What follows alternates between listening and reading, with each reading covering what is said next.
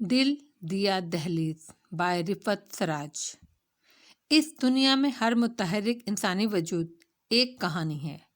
دل دیا دہلیز کو ایک آئیڈیل لو اسٹوری کا سرٹیفکیٹ قائرین کی طرف سے ایشو ہوا۔ 48 ماہ تک یہ ناول قسط وار شائع ہوا۔ اس دوران اس کے نام کے معنی اور مقصد دریافت کیے جاتے رہے۔ جہاں دل ہے وہاں انتظار کی کیفیت سے گزرنا اس کی قسمت ہے۔ دل کھلنے کا انتظار دہلیز پر سماعت ٹھہری رہتی ہے۔ کسی کے قدموں کی آہٹ پر کان لگے رہتے ہیں۔ دہلیز پر جلتا ہوا دیا اس بات کا غماز ہے اندر کوئی جاگ رہا ہے۔ اندھیری دہلیز سے تو یہ خدشہ ہے آنے والا یہ سمجھ کر واپس نہ پلٹ جائے کہ انتظار کرنے والے سو چکے ہیں۔ محبت کو اندیشے دھڑلے بہت رہتے ہیں۔ ہر آن کوئی تسلی کی تھپکی چاہیے ہوتی ہے۔ جلتا ہوا دیا اندیشوں میں سہارا ہے۔ کہیں دور سے آنے والوں کے لیے خوش امیدی کی کرن ہے۔ اس کی روشنی میں وصال کی آس ہے۔ یہ دل کی کہانی ہے، دل والوں کی کہانی ہے۔ پھول کھلنے کی کہانی ہے، آگ لگنے کی کہانی ہے۔ وہ آگ جو دل میں سلگتی رہے تو محبت کہلائے، بھڑک اٹھے تو سب کچھ بھسم کر ڈالے۔ اس آگ کا نام ہے حسد، انتقام۔ یہ وہ جذباتی کیفیات ہیں جو ازل سے انسان کو زنجیر کرتی آ رہی ہیں، انسان کے موڈ اور رویے بناتی ہیں، جن سے واقعات جنم لیتے ہیں۔ جن کو مرتب کر دیں تو کہانی کہلائے، بے ترتیب رہنے دیں تو صرف مسائل کا انبار ہوں۔ میں نے دل کی کہانی لکھی ہے، دل والوں نے بڑے پیار سے پڑھی ہے اور انشاءاللہ پڑھتے رہیں گے۔ بائے رفت سراج۔ دل دیا دہلیز بائے رفت سراج۔ حصہ اول۔ وے بول سانول نہ رولی سانو، ویکھی کنڈیاں دے وچ نہ تو تولی سانو، وگدی اے راوی وچ سٹاں مہندیاں، تیرا ڈھولا بڑا سوہنا مینوں سیاں کہندیاں۔ روشی آپا آپ کو بابا بلا رہے ہیں، خادمہ اس کے کان میں بولی۔ ڈھول کی تھاپ یکدم رک گئی اور اس کی سانس بھی۔ لائبریری میں ہیں، وہ کہہ کر روبوٹ کی طرح نکل گئی۔ روشی نے اپنی چاروں طرف بیٹھی ہوئی لڑکیوں کو اس طرح دیکھا جیسے ان میں سے کوئی آنے والے لمحات کی پیشن گوئی کرے گی۔ وہ بدقت تمام اٹھی اور ڈرے ڈرے انداز میں چلتی لائبریری کے دروازے پر آ کر رک گئی اور بڑی مشکل سے جیسے دستک دی۔ آ جاؤ، بابا صاحب کی خشک اور بے تاثر آواز اس کے کانوں سے ٹکرائی۔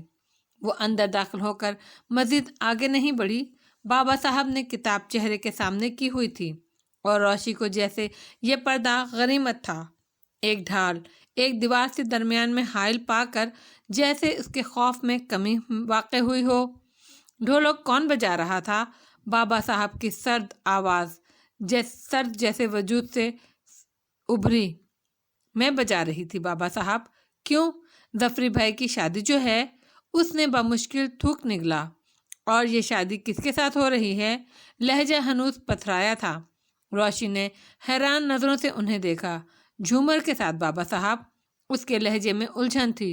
جھومر کون ہے؟ وہ برہمی سے پوچھ رہے تھے۔ اللہ، معاملہ کیا ہے آخر؟ اب خوف کی جگہ پریشانی نے لے لی۔ کاکا جان کے شوہر عنایت علی کی بیٹی ہے بابا صاحب۔ اس نے اس بار قدرے سنبھل کر جواب دیا۔ بے وقوف لڑکی، یہ بات جو چند افراد کے علاوہ کسی کو پتہ نہیں، تم ڈھول پیٹ کر گویا اعلان کی صورت بتا رہی ہو۔ وہ گرجے۔ روشی کی ٹانگیں کانپنے لگیں۔ بابا صاحب، بابا کی تو کوئی بھی لڑکی نہیں ہے، ہمارے 3-4 باہر کی تو کوئی بھی لڑکی نہیں ہے۔ ہم تینوں 4 نوکرانیاں ہیں اور میں، زری آپا، مونا باجی، گلو آپا، ہنا، ثانیہ، لالی، روبی، مریم، شنو آپا، بیا، سونی، کوئی بھی تو نہیں گا رہا تھا تو اس لیے کہ وہ تمہاری طرح بے وقوف اور کم عقل نہیں ہیں۔ تمہارے اس قدر حرج ہو رہا تھا کہ خادماؤں کو لے کر بیٹھ گئیں۔ ان کی پرجلال آواز پر روشی کی رہی سہی طاقت بھی جواب دے گئی۔ جو وقت کالج میں اور تصویریں بنانے میں گزارتی ہو، گنواتی ہو کسی سمجھدار لڑکی کے ساتھ، گھر میں مصروف رہا کرو، شاید تھوڑی بہت عقل آ جائے۔ بڑی زبردست لتاڑ تھی۔ اس کی آنکھیں بھیگ گئیں، مگر بابا صاحب کو چہرہ دیکھنے کی نہ عادت تھی نہ فرصت۔ جاؤ اور آئندہ دھیان رکھنا، جو کچھ آج ہوا اس پر غور کرنا۔ غور و فکر کرنے سے بھی عقل میں اضافہ ہوتا ہے۔ کس قدر کاٹ تھی اس جملے میں! اتنی سخت سست پر اس کا دل چاہا تھا کہ پھوٹ پھوٹ کر روئے، پر وہ نیم تاریک راہداری میں نکل آئی۔ کس جوش ولولے سے وہ گا رہی تھی! کیا بیچارے ظفری بھائی انسان نہیں؟ کیا ان کا دل نہیں؟ کتنے پتھر ہیں بابا صاحب! میں نے تو کلو کو بھیجا ہوا تھا کہ وہ ظفری بھائی کو بلا لائے، وہ کتنا خوش ہوں گے۔ ہائے کاش بچپن میں انہیں خرکار اٹھا کر لے جاتے، کم از کم ان کی شادی پر سارے بیگار کیمپ میں شادی والی رونق تو ہوتی۔ روشی نے اپنی عقل اور سمجھ کے مطابق تمنا کی۔ ادھر اندھیرے میں کہاں جا رہی ہو؟ وہ کیونکہ سوچوں میں غلطہ تھی، اچانک آواز پر جیسے اچھل پڑی۔ جہنم میں جا رہی ہوں تو تم سے مطلب؟ وہ بھوکی شیرنی کی طرح غرائی۔ میں تو پوچھ رہا تھا۔ وہ خفیف سا ہو کر گویا ہوا۔ کس قدر شوق ہے تمہیں پوچھنے کا! کسی روز تمہیں پوچھ لیا نا تو پتہ لگ جائے گا۔ وہ علی علی کرتی جیسے اس پر چڑھ دوڑی۔ ارے ہم تو عاجز ہیں، آپ کے نوکر جیسے دبے دبائے سے کیوں بلا وجہ اپنی انرجی ضائع کرتی ہیں؟ وہ عجیب سی تلخی سے ہنسا اور آگے موڑ پر گم ہو گیا۔ لو، ہر بات دل پر لے لیتے ہیں، حالانکہ یہ حضرت جانتے ہیں سارے گھر میں سب سے زیادہ نرم گوشہ رکھتی ہوں میں ان کے لیے۔ اب بھی ان کی قسمت ایسی ہے تو میرا کیا قصور اس میں؟ اب وہ نئے سرے سے کڑ رہی تھی۔ اے شی! مونا نے ہونٹوں پر انگلی رکھ کر خاموش رہنے کا اشارہ کیا اور سب کو کھڑکی کی سمت آنے کا اشارہ بھی ساتھ ہی کیا۔ سب گرتی پٹتی کھڑکی کی سمت بڑھیں، سوائے روشی کے۔ وہ اسی طرح بیڈ پر سر جھکائے پاؤں کے ناخنوں پر سے کیوٹیکس کھرچ رہی تھی۔ اے روشی، آؤ نا! گلو آپا نے جیسے اس کے ٹھوس بیٹھے رہنے پر تعجب کا اظہار بھی کیا تھا۔ روشی اسی طرح بہری گونگی بنی بیٹھی رہی۔ گلو آپا جیسے بیزار کن انداز میں شانے جھٹک دیے تھے اور دوسری لڑکیوں کی سمت بڑھ گئی تھیں۔ دوپہر سے ڈھول پھاڑے جا رہے تھے اور اب حرکت بھی دشوار ہے۔ وہ بڑبڑا رہی تھیں۔ یہ ظفری بھائی کو گاڑی میں کون بٹھا رہا ہے؟ سونی کی آواز کمرے میں ابھری۔ چھوٹے چچا ہیں، مونا نے جواب دیا۔ بابا صاحب نظر نہیں آ رہے؟ بیا نے ذرا دور تک تانگ جھانک کی۔ ان کی پجارو دیر ہوئی روانہ ہو چکی ہے، مریم نے اطلاع بہم پہنچائی۔ وہ ساتھ میں کیوں نہیں گئے؟ بیا نے حیرت سے پوچھا۔ آئیں گے تو پوچھ لینا، ذری آپا نے جیسے ڈانٹا تھا۔ لو بابا، ان سے کون پوچھتا ہے؟ بیا نے کانوں کو ہاتھوں سے چھوا۔ تو پھر چپ رہو۔ مریم کو جیسے بے نتیجہ گفتگو بہت کھل رہی تھی۔ ارے بڑی امی بھی جا رہی ہیں؟ ہنا کی تعجب آوخیز آواز روشی کے کانوں میں پڑی۔ لو، تو کیا وہ نہیں جائیں گی؟ اپنے نور چشم ظفریاب بن خان آفتاب کے عقد مسنونہ میں ثانیہ نے چڑھ کر طویل سوالیہ انداز میں جواب دیا۔ دل کتنا چاہ رہا ہے ظفری بھائی کے چہرے کے تاثرات دیکھنے کو۔ شینو بڑی بے بسی سے گرل تھام کر بولی تھی۔ جاؤ دیکھ آؤ۔ ابھی مریم نے بتایا نہیں؟ بابا صاحب تو دیر ہوئی جا چکے۔ گلو آپا نے جیسے اس کی بے بسی سب سے زیادہ محسوس کی تھی، اسی لیے فوراً حل بھی بتایا تھا۔ مگر گلو آپا، اس وقت جتنے بھی لوگ پورٹیکو میں کھڑے ہیں سب تقریباً بابا صاحب جیسے ہی ہیں، کوئی کم کوئی زیادہ۔ شینو نے خاصی تلخی سے جواب دیا۔ لو بھائی، روانگی شروع۔ بیا نے کنکھیوں سے بظاہر بیزار اور بے نیاز روشی کی طرف دیکھ کر رننگ کمنٹری کی تھی۔ آج تو ظفری بھائی بہت خوش ہوں گے۔ بیا دھپ سے بیڈ پر بیٹھ گئی۔ لو، ایسے ویسے اب تو انہوں نے سب کی شادیوں پر رونا شروع کر دیا تھا۔ انیک بھیا کا صحرا نہیں نوچ ڈالا تھا؟ اسی دن تو بابا صاحب نے وعدہ کیا تھا کہ ان سے ان کی شادی بھی جلد کرا دیں گے۔ روبی، جو اب تک بڑی خاموشی سے تمام کارروائی دیکھ رہی تھی، بڑی تفصیل سے شروع ہوئی تھی۔ مگر ہائے بیچاری جھومر، اس کے بھی تو خواب ہوں گے، کچھ ارمان ہوں گے۔ ماما بلی بتا رہی تھی کہ بہت حسین ہے۔ روبی کی معلومات واقعی وسیع تھی۔ لو، ماما بلی کو کیسے پتا؟ जरी आपा ने तुनक कर झूठ पकड़ने की कोशिश की थी। जब टीपू की आया इस दारे फानूस से कूच कर गई थी तो काका जान नहीं ले गए थे मामा बिल्ली को। रूबी को शक करने पर शदीद गुस्सा आया। ये हर एक को झूठा ही समझती हैं, दिल में सोचा। और हाँ, इसका तो मुझे ध्यान ही नहीं आया। पूरे 4 माह रहकर आई थी मामा बिल्ली सराय, और वापसी के बाद सैकड़ों किस्से भी सुनाए थे सराय के। दरियापा को याद आया रूबी का मूड खासा ऑफ हो चुका था, इसीलिए इसने किसी किस्म के तासुरात देना मुनासिब नहीं समझा। अच्छा तो रूबी, तुम बता रही थी झूमर बहुत हसीन है। दरियापा का इश्तियाक दो आतिशा था। बस बता तो दिया, रूबी ने उसी बिगड़े बिगड़े अंदाज में कहा। एक तो तुम नाजुक मिजाज बहुत हो, फट बुरा मान जाती हो। वो तुम्हें अपनी यादाश्त के लिए पूछ रही थी। दरियापा ने इसे दोनों बाजू में दबोच लिया और खिलखिलाई। जरी, ये झूमर क्या नाम हुआ? मूना बाजी की इंशा पर दादी वाली हिस्स बेदार हो चुकी थी। ठीक है, इसम है मगर मुजक्कर है। मूना बाजी बड़ी सोच विचार में मुब्तला थी। हद है तुमसे मूना, हम वक्त टाइम स्पेस से बाहर ही रहती हो। काका जान के मुलाजिम ज़्यादातर कबायली और इलाक़ाई गैर से ताल्लुक़ रखते हैं, और तुम तो जानती हो वहाँ नाम रखना बिल्कुल भी दर्द-सर नहीं। फूल, पत्ते, दीवार, पहाड़, जड़, बीज कहीं से उठाकर अपनी औलाद को नाम दे देते हैं। शून्य के अंदाज में अजली जहरीलापन था। पता नहीं वापसी कब तक होगी। लो, उनकी वापसी भी शुरू हो गई। उन्होंने तो अभी आधा फासला भी तय नहीं किया होगा। रूबी हंस पड़ी। अच्छा, जब झूमर भाभी आएंगी तो क्या हम सब स्वागत को जाएंगे? मूना बाजी गुल्लू आपा से मुखातिब हुई। बाबा साहब ने मुझे मशवरा दिया था आप लोगों की सोहबत में बैठा करूं कि मुझे भी दानिशमंदी का जायका मालूम हो, और आप लोगों का ये हाल है। रोशी ने मायने खेज अंदाज में बात अधूरी छोड़ी। क्या हाल है हमारा? मूना को वो बहुत ही बेअदब लगी थी। ये मिस्ट्री मैरिज है भोली आपी। रोशी के अब सारा समझ में आ चुका था। उसने इल्म तकसीम करना शुरू कर दिया था। लो भाई, यहाँ तो हर चीज़ ही मिस्ट्री है, ये सिर्फ मैरिज पकड़े बैठी हैं। दरियापा ने हंसकर मूना को आंख मारी। मुझे तो इन सब की वापसी तक नींद बिल्कुल नहीं आएगी। बिया ने अपनी मुश्किल बयान की। और हमें निहायत अफसोस के साथ ये बताना पड़ रहा है कि जिन रास्तों से ये बाराती गए हैं, इन रास्तों से वापस नहीं आएंगे। पिछले बड़े फाटक से दुल्हन सीधी जुमला अरूसू में पहुंचा दी जाएगी। उसे इस तरफ कभी भी नहीं आना। कुछ समझी? हाय गुल्लू आपा, आप कितनी बेदर्द हैं। ऐसी शाम गरीबा जैसी शादी, आपको तरस नहीं आ रहा झूमर पर? सोनी ने खासी देर बाद हिस्सा लिया। गुल्लू आपा ने अपनी हसीन बलोरी आंखें एक लहजे को सोनी की आंखों में डाली और उठ खड़ी हुई। बहुत ही नासमझ हो सोनी, वो गुमसुम से अंदाज में मुस्कुराई। कहाँ चली गुल्लो? जरी भी अब हर पहलू से मुतजस्सिस थी। नींद आ रही है, सोना चाहती हूँ अभी से। हाँ, अगर सो ना पाई तो 15 दिन तक डिप्रेशन रहेगा।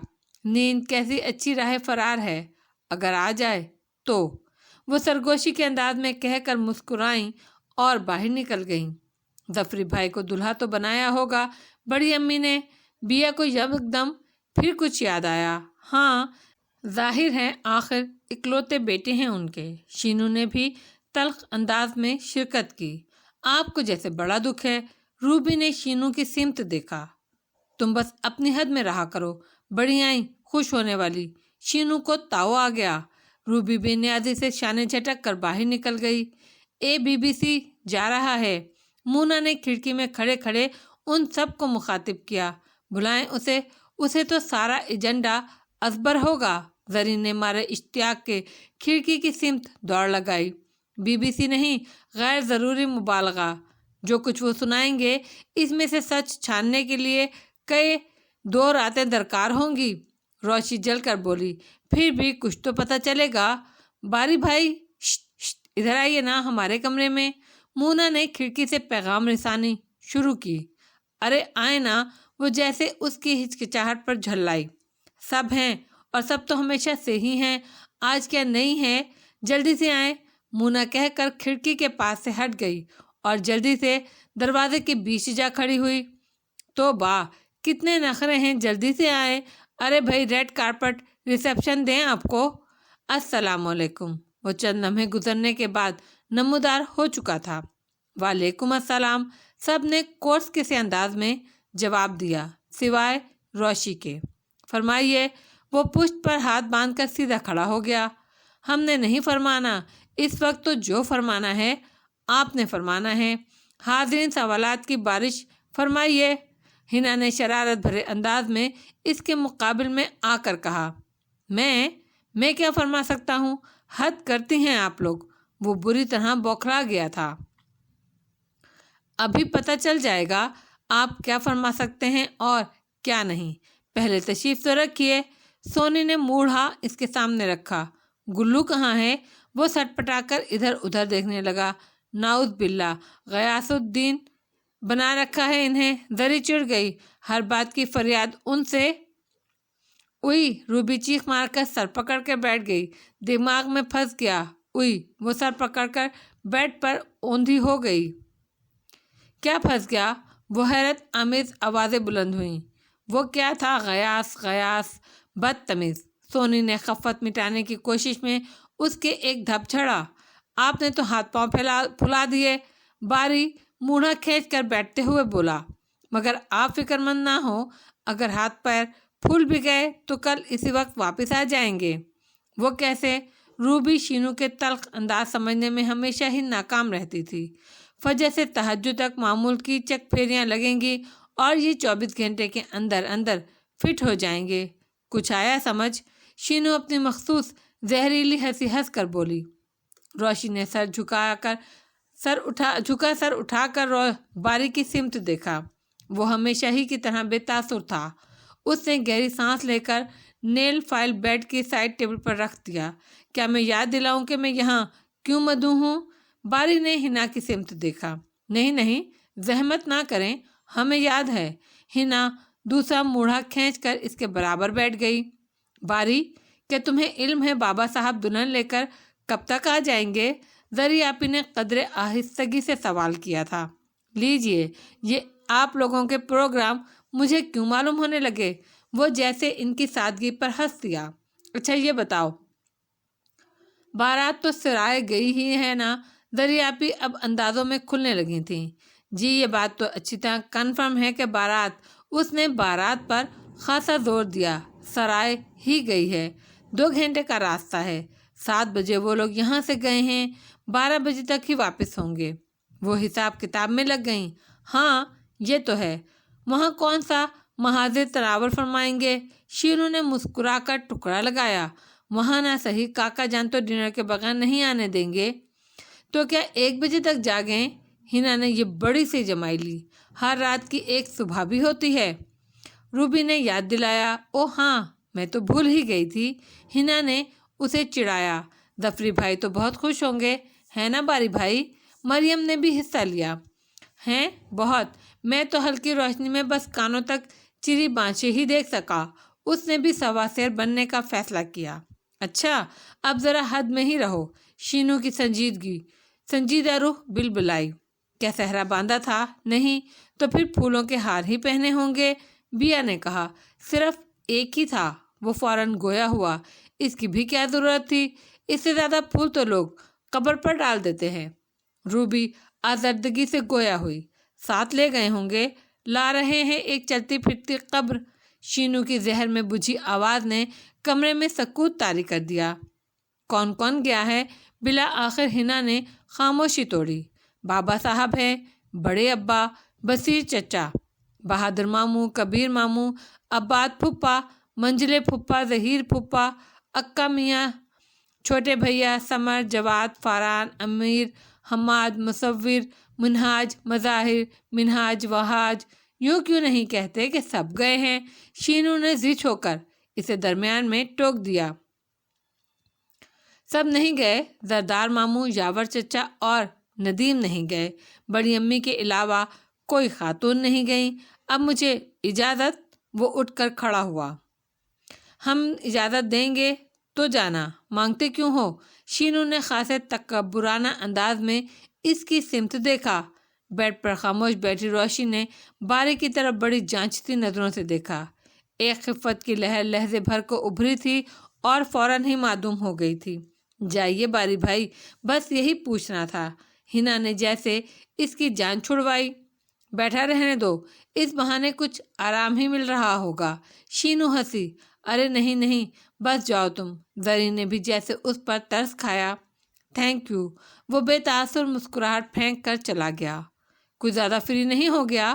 شینو نے نخوسے سے ناک سکیڑ کر زری آپا کی سمت دیکھا۔ کیوں خام کا چھپ پیچھا لیتی ہو؟ وہ کیا کر سکتا ہے بیچارہ، بے بس اور مجبور۔ زری آپا نے شینو کو جیسے اس کے بے رحم رویے کی جانب توجہ دلائی۔ اور بھائی لڑکیوں، چلو اپنے اپنے ٹھکانے پر، میں تو کچن دیکھتی ہوں۔ ماما بلی تو ہمیں غائب پا کر خود بھی بستر میں غائب ہو چکی ہوں گی۔ وہ اپنے مخصوص انداز میں مسکرائیں۔ چند لمحات کے بعد کمرہ منتشر محفل کا منظر پیش کرنے لگا، باقاعدہ دھکم پیر تھی۔ کب تک بیٹھا رہوں؟ ارے بیمار ہی تو ہے، تم اس طرح بیٹھی ہو جیسے میت کے سرہانے پر۔ وہ بری طرح حالت غضب میں تھا۔ تمہارے منہ میں خاک، زبیدہ بلبلا کر رہ گئی۔ اسی لیے لائے تھے مجھے گھر میں بیٹھی جنازہ روتی رہوں؟ 3 تو ان ہاتھوں سے مٹی تلے سلائے ہیں، اب کیا؟ اس کی آواز ابھری۔ خبر بھی ہے تمہیں؟ 3 دفعہ بے ہوش ہو چکا ہے بد نصیب۔ تمہیں گھر میں گھستے ہی سوائے روٹی کے کچھ نظر نہیں آتا؟ وہ رو دیں، ڈاکٹر کے پاس نہیں لے گئیں؟ پدری محبت نے یکدم جوش مارا تھا، اٹھ کر اس کے پلنگ کے نزدیک چلا آیا۔ ارے یہاں تو چنے بھنے جا رہے ہیں ڈاکٹر۔ کیا رٹ لگا رکھی ہے ڈاکٹر ڈاکٹر؟ روکڑے دفن ہے اس کچے مکان میں؟ وہ چیخ پڑی۔ بچے پر مدنی چھائی جا رہی تھی۔ اس نے جھک کر بچے کو بازوؤں میں اٹھا لیا۔ دن بھر وزن کی بوریاں اٹھانے والے کو بچہ پھول کی طرح ہلکا لگا تھا۔ چل رہی ہے تو چل۔ اس نے بیوی کی جانب دیکھا۔ ذرا صبر کر، برقع لے کر آتی ہوں۔ بالو، دروازہ اچھی طرح بند کر لیجیے۔ اس نے چولہے کی راکھ کریت کر مسئلے کا حل ڈھونڈتی اپنی پہلوٹی کی بیٹی کو تاکید کی۔ اور دیکھ، بچوں کو یہ کہہ کر سلانے کی کوشش کیجیے کہ اماں ابا ابھی روٹی لے کر آتے ہیں۔ یہ کیوں نہ کہہ دوں اماں، چندا ماموں آئیں گے، دودھ ملائی لائیں گے۔ روٹی کا یقین تو انہیں شاید ہی آئے۔ وہ زہریلے انداز میں ہنس کر بولی۔ برقع پہنتی زبیدہ نے اپنی مصروفیت میں اس کا جملہ نہیں سنا۔ خامد اور بچے کے پیچھے تیزی سے نکل گئی۔ ایمرجنسی کی وجہ سے سنوائی تو جلدی ہو گئی، مگر ساتھ ہی دوائیوں کی فہرست بھی اس کے ہاتھ میں تھما دی گئی۔ وہ ششندر سا دوائیوں کی فہرست اور قیمت کا اندازہ لگا رہا تھا۔ زبیدہ تو فہرست تھما کر اندر بچے کے پاس چلی گئی تھی۔ وہ شکست خوردہ انداز میں ہاسپٹل کے پچھواڑے آ کر ٹہلنے لگا۔ سیٹھ نے جو رقم دی تھی وہ تو پچھلے 3 دنوں میں دوائیوں اور گھر کے اخراجات میں اٹھ گئی تھی۔ ایک سوالیہ نشان اب دل میں ترازو تھا۔ خالی کشکول نظر آ جاتا ہے، خالی پیٹ، خالی جیب نظر نہیں آتی۔ آنکھوں کی ویرانی دکھائی دے جاتی ہے، وجہ دکھائی نہیں دیتی۔ ایک دولت اولاد ہے، ایک دولت غیرت ہے۔ کیا لٹاؤں، کیا گنواؤں؟ نفع کا سودا کون سا ہوگا؟ جان گنوا دوں، خلوص مشہور کر دوں، پر پیچھے رہ جانے والوں کا گھاٹا ہی گھاٹا ہے۔ ہر طرف خسارے کا سودا ہے۔ کوئی تجارت کروں؟ خالی ہاتھ۔ ازلی مزدور کی آنکھیں بے قیمت موتیوں سے جھلملانے لگیں۔ اندھیرے میں روٹی ڈھونڈنے آیا ہے۔ اچانک اس کے قریب سے خفیف آواز آئی۔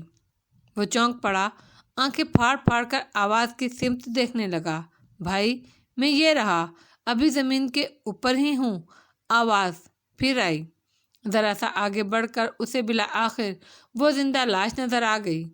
تم یہاں زمین پر اس طرح کیوں لیٹے ہو؟ اندر ہسپتال میں کیوں نہیں آتے؟ تم تو بیمار دکھائی دیتے ہو۔ وہ اس کے قریب ہوا تو مخاطب کی حالت فوراً آشکار ہو گئی۔ ابھی خادمائیں چھپر کٹ سجا رہی ہیں، سجا چکیں گی تو صندل لگا کر مجھے عرق گلاب سے غسل دیں گی، پھر احتیاط سے چھپر کٹ پر رکھ دیں گی اور ریشمی زلفوں سے ہوا دیں گی۔ ہاں ہاں ہاں، کیا مجھ سے بھی زیادہ بد نصیب ہو؟ میں تو ابھی تک اتنا زہریلا نہیں ہوا۔ وہ آہستگی سے اس کے نزدیک بیٹھ گیا۔ ہو جاؤ گے، ہر بات کا آغاز بھی ہوا کرتا ہے یا نہیں؟ مت ڈراؤ بھائی، 8 پہر کوئی اچھی بات سننے کو نہیں ملتی، میں تو کوئی حل سوچنے اس طرف نکل آیا تھا۔ وہ بے چارگی سے بولا، جن کی جیب خالی ہو سوچ سے نہیں بھرا کرتی۔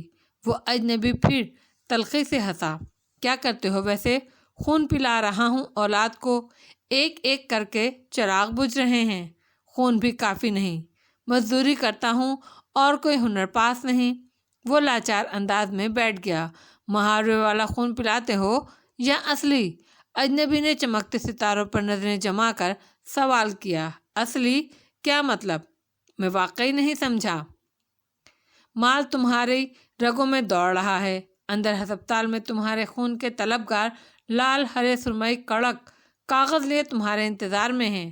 منت مان لو، اگر تمہارے خون کی طلبگار کوئی موٹی آسامی مل گئی تو روپے کا تیل مسجد میں چراغ میں ڈالو گے۔ اب مسجدوں میں چراغ کہاں جلتے ہیں، بجلی کے فانوس چمکتے ہیں۔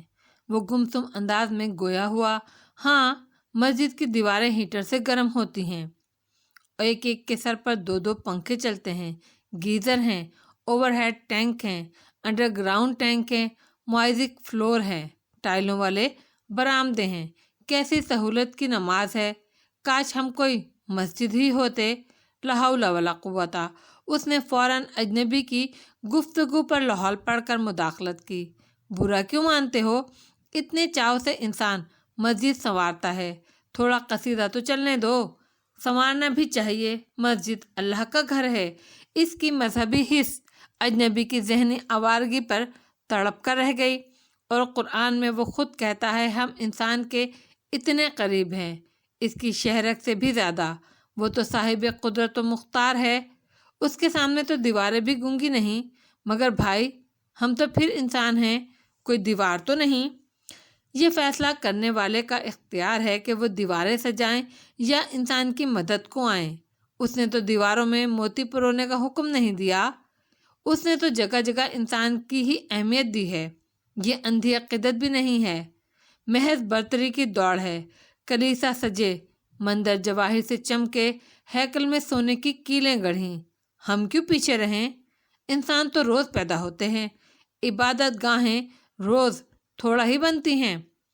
چلو مسجد والی منت نہ مانو، یہی مان لو کہ اگر کسی ساہوکار کو میرے خون کی پیاس لگی تو کسی بھوکے کو پیٹ بھر کھانا کھلاؤں گا۔ اب تو ٹھیک ہے۔ اجنبی نے اندھیرے میں اس کے تاثرات دیکھنے کی کوشش کی۔ کیا خون بیچ کر اتنے پیسے مل جائیں گے کہ بچے کی ساری دوائیاں آ جائیں؟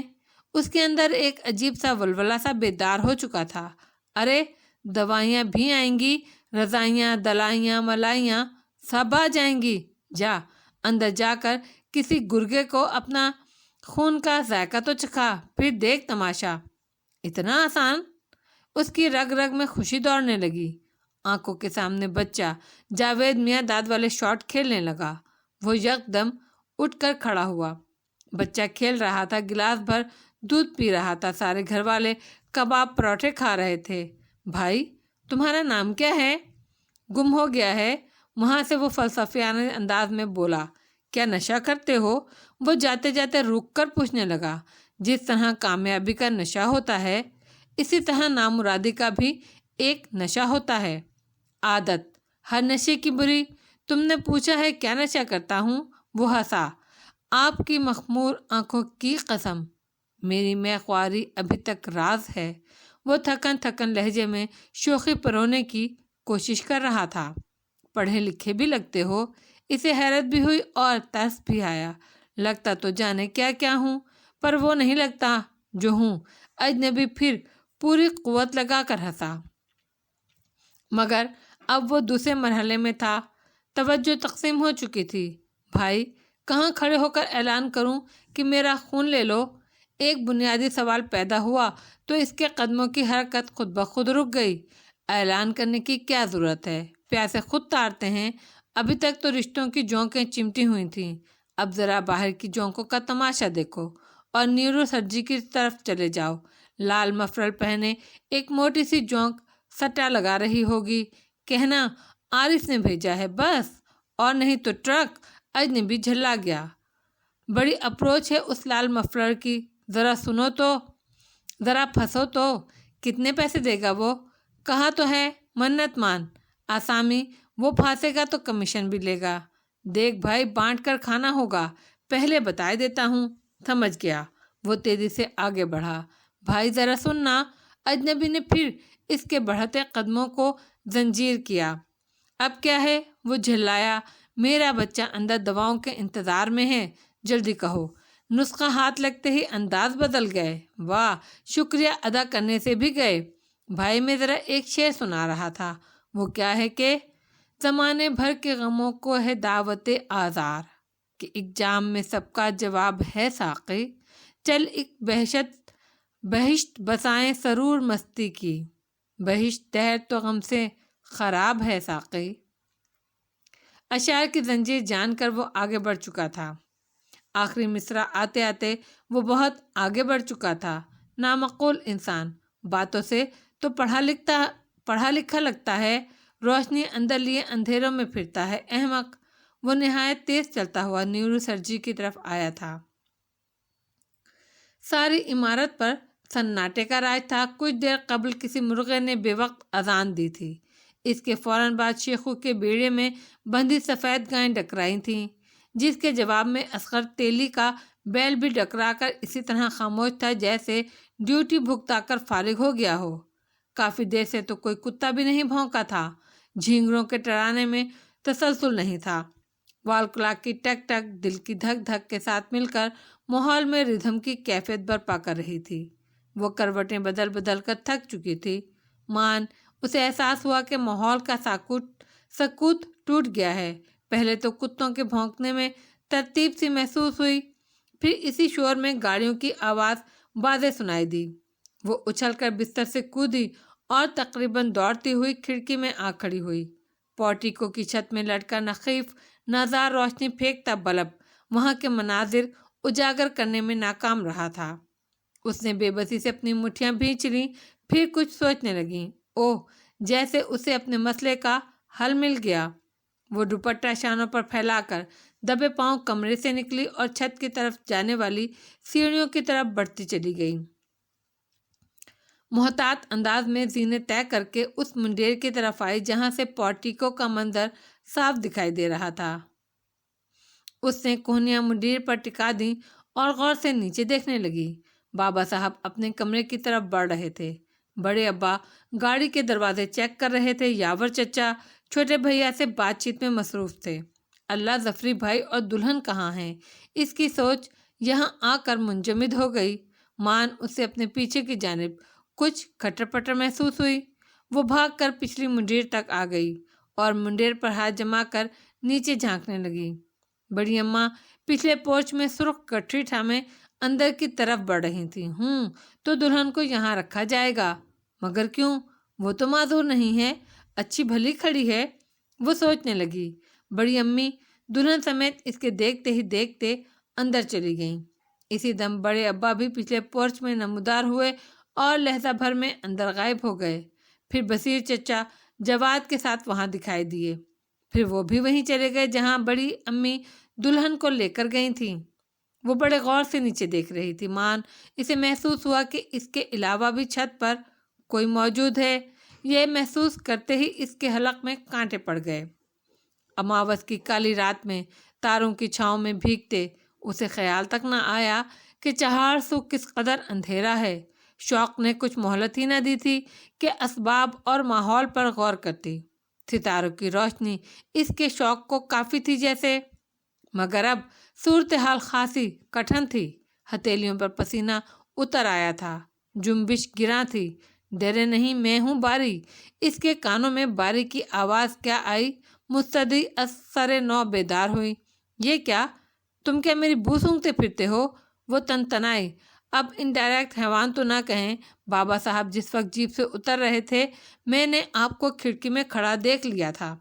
تھوڑی دیر بعد آپ کو کھلی چھت سے جھانکتے پایا تو یہ پوچھنے چلا آیا کہ یہ بے قراری کیوں؟ آپ بھی اس طرح کیوں نہیں سو جاتی جیسے اس گھر کے سارے مکین سو رہے ہیں؟ سارے کہاں سو رہے ہیں، 70% تو جاگ رہے ہیں۔ وہ تڑک کر بولی۔ آپ کو ملا کر 71 بن گئے۔ تم آدمی ہو یا جن، رات کو بھی آرام نہیں کرتے؟ وہ ضد ہو کر بولی۔ پریزاد کہہ لیں آپ سے کچھ نسبت ہو جائے گی، وہ ڈائلاگ بولا کرو جو تمہارے منصب کے لحاظ سے سوٹ کریں۔ وہ آگ بگولا ہو گئی۔ آہستہ روشی بی بی، آہستہ، میں تو آپ کی مدد کو حاضر ہوا ہوں۔ کیسی مدد؟ مجھے کسی مدد کی ضرورت نہیں، جاؤ تم یہاں سے۔ وہ رکھائی سے گویا ہوئی۔ دلہن دیکھے بغیر آپ کو نیند نہیں آئے گی۔ آپ فکر نہ کریں، جیسے ہی سب لوگ اپنے اپنے کمروں میں چلے جائیں گے میں لائن کلیئر دیکھ کر آپ کو لے جاؤں گا، مگر گھر کے سارے راستے جو پچھلے حصے کو جاتے ہیں بند ہیں۔ آپ کو کھوکر کے کوارٹر سے لے جاؤں گا، اس کا کتا بھونکے تو آپ ڈریے گا نہیں، رات کو بندھا ہوتا ہے، کھوکھر جاگ رہا ہے۔ وہ اور الجھ گئی۔ بابا صاحب کے ذاتی خدمتگار اس وقت تک نہیں سوتے جب تک بابا صاحب نہ سو جائیں۔ جیسے تم۔ روشی نے فوراً بات کاٹ دی۔ وہ ایک ثانیے کو چپ سا ہو گیا، پھر آہستہ سے گویا ہوا۔ جی جیسے میں۔ ارے نہیں، میں تو ایسے ہی کہہ رہی تھی۔ اسے نہ جانے کیوں وضاحت کرنا پڑی۔ باریک ہو کر کہیں بابا صاحب سے کہہ نہ دے۔ اسے پھر خدشہ ہوا۔ فکر نہ کریں، یہ میرا درد سر ہے، آپ کو کچھ نہیں ہوگا۔ آئیے آپ اپنے کمرے میں میرا انتظار کریں۔ وہ زینے کی طرف بڑھا تو وہ بھی اس کے پیچھے پیچھے چل پڑی۔ اسے بیٹھے بیٹھے پے در پہ جمائیاں آنا شروع ہو گئیں، مگر باری کی طرف سے کوئی سگنل نہیں ملا۔ یا اللہ، کہیں بھول تو نہیں گیا؟ اس نے گردن موڑ کر گہری نیند سوئی ہوئی ہنا کو دیکھا۔ ایک یہ لوگ ہیں، انہیں کوئی فکر نہیں، دن بھر ہڑ بونک، رات بھر پڑھ کر سو گئے۔ یہ صرف میرے ذہن میں ہی کیوں سوال جاگتے ہیں؟ ان سب کی طرح کیوں نہیں ہوں میں؟ مجھے کیا تجسس ہے؟ میں حاصل اور موجود پر مطمئن کیوں نہیں ہوں؟ وہ انگلیاں چٹخا چٹخا کر سوچوں کے جال میں الجھی ہوئی تھی۔ گلو آپا، مونا باجی، یہ لوگ بھی کتنے سنجیدہ ہیں، مگر عجیب بے حس ہیں، کسی بات پر چونکتی ہی نہیں، کسی بات کا نوٹس ہی نہیں لیتی۔ اور بابا صاحب کہتے ہیں میں بے وقوف ہوں۔ کیا عقل مندی بے حسی کو کہتے ہیں؟ لگتا ہے باری واقعی بھول گیا۔ وہ دوبارہ کمرے سے باہر آئی۔ چین ہی نہیں آ رہا تھا۔ اس گھر میں کیا چھپایا جاتا ہے، بس میں جاننا چاہتی ہوں۔ وہ جیسے خود سے الجھی۔ روشی! اسے محسوس ہوا جیسے کسی نے پکارا ہو۔ وہ ادھر ادھر دیکھنے لگی۔ واقعی دائیں جانب باری موجود تھا۔ آ جائیں، آرام سے، بالکل بے آواز۔ وہ سرگوشی میں گویا ہوا۔ اب کیا پاؤں سر پر رکھ لوں؟ اتنی آواز تو پیدا ہوگی ہی۔ وہ بھنائی۔ طویل انتظار نے جان جلا کر رکھ دی تھی۔ باری آگے آگے چلنے لگا اور وہ اس کے پیچھے پیچھے۔ طویل راہداری سے گزر کر انہوں نے بائیں طرف بنا ہوا چھوٹا سا گارڈن طے کیا اور کھوکھر کے کوارٹر کی زنجیر آہستہ سے کھڑکھڑائی۔ آ جاؤ صاحب جی، دروازہ کھلا ہے۔ کھوکھر کی نیند سے بوجھل آواز آئی۔ باری نے آہستہ سے پٹ دھکیلا۔ ہلکی سی چرچراہٹ کی آواز پیدا ہوئی۔ باری نے مڑ کر گویا اسے پیچھے آنے کو کہا۔ وہ کون سا اس کے اشاروں کی منتظر تھی؟ اس کا تو بس نہیں چل رہا تھا کہ پلک جھپکتے سارا راستہ طے ہو جائے۔ چھلنگا سے پلنگ پر کھوکر جیسے انہی کے انتظار میں بیٹھا تھا۔ بجلی بچائی مہم پر غالباً سب سے زیادہ عمل کھوکر کے گھر میں ہو رہا تھا۔ 40 واٹ کا بلب سارے گھر میں روشنی پھیلانے کا فریضہ تن تنہا انجام دے رہا تھا۔ سلام بی بی۔ وعلیکم السلام۔ چلو جلدی باری، اس نے جلدی سے کہا، مبادا وہاں مکالمات شروع ہو جائیں۔ وہ گھر سے نکل کر بیڑے میں آ گئے۔ کھوکر کے کتے نے وفاداری کے تقاضے پورے کرنا شروع کیے۔ روشی کا دل اچھل کر حلق میں آ گیا۔ اس نے بے اختیار باری کا بازو سختی سے تھام لیا۔ کتے نے اب زیادہ قوت سے بھونکنا شروع کر دیا تھا۔ روشی پر لرزہ طاری ہو گیا۔ باری! وہ گھگیائی۔ باری نے اسے بائیں بازو کے گھیرے میں محفوظ کر لیا۔ گھبرائے نہیں، کچھ نہیں کہے گا۔ وہ رسانیت سے تسلی دینے لگا۔ مجھے کتوں کے بھونکنے سے بہت وحشت ہوتی ہے۔ لگتا ہے جیسے بوٹی نوچ کر اب گئے کہ تب گئے۔ حد ہو گئی، آپ تو واقعی کانپ رہی ہیں۔ وہ ہنس دیا۔ غیر ارادی طور پر اسے خود سے قریب کر لیا۔ ایسا ہمدردانہ طرز عمل جو کسی کے لیے مخصوص نہیں ہوتا۔ بیڑے سے باہر آتے ہی روشی اپنے حواسوں میں آ گئی اور جیسے تڑپ کر اس کی گرفت سے نکلی۔ یہ کیا حرکت تھی بھلا؟ انداز میں خفت بھی تھی اور جلال بھی۔ یہ صرف جوابی حرکت تھی، وقتی کارروائی مت لیں اتنی گہرائی سے۔ وہ بے تاثر سا تھا، مال کے خاصا تلخ بھی تھا۔ عجیب کتا ہے، مالکوں کو بھی نہیں پہچانتا۔ اس کی سمجھ میں نہیں آیا تو کتے پر ہی لعنت ملامت کرنے لگی۔ اس کا مالک کھوکھر ہے۔ اس نے تصحیح کی، کھوکھر کو بھلا کیا پڑی ہے کتے پالنے کی؟ بڑے خزانے دفن ہیں یہاں۔ اس نے نخوست سے ناک چڑھائی۔ باری خاموش رہا اور بالآخر اسے عمارت کے پچھلے حصے میں لے کر داخل ہو گیا۔ یہ وہ حصہ تھا جو اس عمارت کے مکین کسی ایمرجنسی میں بھی استعمال نہیں کرتے تھے۔ بہرحال یہ حصہ آباد ضرور تھا۔ اس کی آبادی سے متعلق عمارت میں گفتگو کرنے پر سخت ممانعت تھی اور روشی اس پابندی کے اسرار سے واقف ہونے پر بضد تھی۔ گھر کے افراد آپس میں بہت بے تکلف سے مگر پچھلے حصے کے بارے میں بات چیت کرتے ہوئے اس طرح کتراتے تھے جیسے بھاری جرمانے کا ڈر ہو۔ عجیب طرح کا شوق روشی کے وجود میں ہلچل مچانے لگا۔ فاتحانہ جذبہ تھا، کوئی بڑی مہم سر کرنے کا، کسی میدان میں نمبر 1 آنے کا، کچھ اپنی خودسری کی احمقانہ سی خوشی۔ آئیے، وہ ایک تاریک راہداری میں بند دروازے کے سامنے رک گیا۔ کیا ظفری بھائی بھی اندر ہیں؟ وہ ہچکچائی۔ نہیں، وہ بڑی امی کے ساتھ اس طرف گول کمرے میں ہیں۔ بڑی امی؟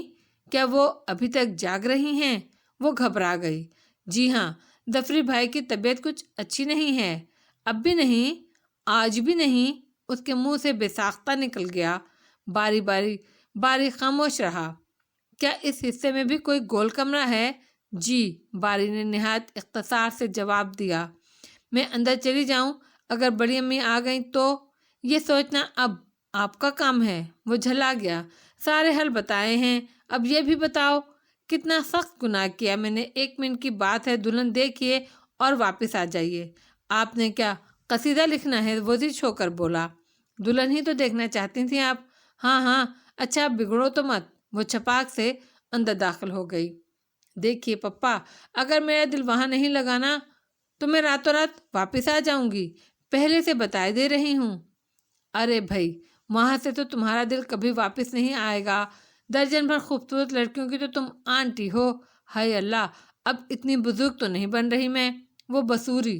بھائی، بزرگی تو تمہیں تمہاری پیدائش سے پہلے مل چکی ہے۔ تمہاری 3-4 بھانجیاں تو تم سے پہلے استقبال کو موجود تھیں۔ منیب احمد نے کہا لگایا۔ اچھا، جب میں جاؤں گی تو کیا وہ سب خالہ خالہ کہہ کر مجھ سے لپٹ جائیں گی؟ یہ تم اچھا خاصا قابل قبول جملہ کہہ کس طرح رہی ہو؟ مجھے تو یوں محسوس ہو رہا ہے جیسے کہہ رہی ہو چڑیلیں چمٹ جائیں گی۔ لا حول ولا قوت۔ نومی بھائی، آپ بھی چلے نا۔ اللہ کی پناہ، میں باز آیا اس قدر خوفناک بزرگی سے۔ درجن بھر حسین زنانہ آوازیں، وہ بھی ماموں کی۔ توبہ توبہ۔ اس نے پاؤں سے جرابیں کھینچ کر ماہین کے سامنے نچائیں۔ اچھا یہ مت کریں، مجھے متلی ہونے لگتی ہے۔ اس نے دوسری طرف منہ پھیر لیا۔ تم بھی چلے جاؤ، کوئی حرج نہیں، ابھی تو پورے 20 دن ہیں تمہاری واپسی میں۔ منیب احمد نے نعمان احمد کو، جو ان کے اکلوتے فرزند ارجمند تھے، مخاطب کیا۔ موڈ نہیں بن پا رہا، پھر صحیح۔ اس نے شاہانہ انداز میں ماہین کو چڑھایا۔ ممکن ہے جبیں اور شاہین بھی آج کل یہاں موجود ہوں۔ پھر تو آپ مجھے آج ہی روانہ کر دیں۔ دونوں کے بچے جب اکٹھے ہوں گے نا تو اف میری توبہ، لگتا ہے جو گنڈا میں انہیں خیمہ میسر نہیں، جنگل میں رہتے ہیں۔ بری بات بیٹا، وہ بچے ہیں اور بچے ایسے ہی ہوا کرتے ہیں۔ ماہین منہ بنا کر خاموش ہو گئی۔ نعمان کمرے سے باہر چلا گیا۔ ماہی بیٹا، ادھر آؤ میرے قریب۔ منیب احمد نے اسے محبت سے اپنے پاس بلایا۔ جی۔ وہ آہستہ سے اٹھ کر ان کے قریب چلی آئی۔ دیکھو بیٹا، تمہاری بجو نازنین کا سسرال 2 حصوں میں بٹا ہوا ہے۔ 2 حصوں میں؟ ماہین نے حیرت سے منیب احمد کے سفید ریش سے آراستہ چہرے کی سمت دیکھا۔ ہاں، تمہاری بجو کے دادا سسر بہاول علی خان کو انگریز سرکار نے جنگ عظیم اول میں شاندار کارکردگی پیش کرنے پر جاگیریں عطا کی تھیں۔ ابھی وہ جرمنی میں ہی تھے کہ انگریز سرکار نے بہاول علی خان اور ان کے بیٹے دلاور کے نام جاگیر عطا کرنے کا اعلان کر دیا۔ وہ انگریز کی خوشی کی انتہا تھی۔ ایک چھوٹی سی جاگیر تمہاری بجوں کے سسر دلاور علی خان سنبھالتے ہیں، اس کا نام دریا بستی ہے۔ دوسری ان کے 2 بیٹوں کے سپرد ہے جو دریا بستی سے 20 میل کے فاصلے پر ہے، اسے یہ لوگ سرائے کہتے ہیں۔ وہ بھی چھوٹے چھوٹے 2-3 دیہاتوں پر مشتمل ہے۔ مگر پپا، بجوں کی وفات کے بعد دریا بستی والے مجھے کیا حیثیت دیں گے؟ ہمارا ان سے رشتہ برقرار ہے بیٹی۔ نازنین کے 2 بچے وہاں موجود ہیں، ایک لڑکی روشان ہے اور دوسرا اس سے بڑا بیٹا جواد۔ تو پھر وہ الجھی، تو پھر یہ کہ تم ان کی خالہ ہو، حقیقی خالہ۔ آپ بھی تو نانا ہیں، آپ کیوں نہیں جاتے؟ میں بھی جاؤں گا، پہلے آپ کبھی وہاں گئے ہیں؟ ماہین کے ذہن میں ایک دم سوال پیدا ہوا۔ ہاں، ناز کی شادی کے بعد 2-3 مرتبہ جانا ہوا، پھر میں یوگنڈا واپس چلا گیا۔ اس وقت تم پیدا نہیں ہوئی تھی۔ پھر کیا مدتوں وطن واپس آنا نہ ہوا؟ ناز کے خط و فون پہنچتے رہے، پھر اچانک یہ رابطے بھی ختم ہو گئے اور ایک روز اس کے انتقال کی خبر پہنچ گئی، اس وضاحت کے ساتھ کہ وہ عرصے سے بیمار تھی۔ میری سمجھ میں نہ آیا کہ اسے کیا بیماری تھی۔ 17 سال کی عمر میں اس کی شادی ہوئی، نہایت قابل رشک اٹھان اور صحت تھی۔ اللہ نے حسن بھی بہت دیا تھا۔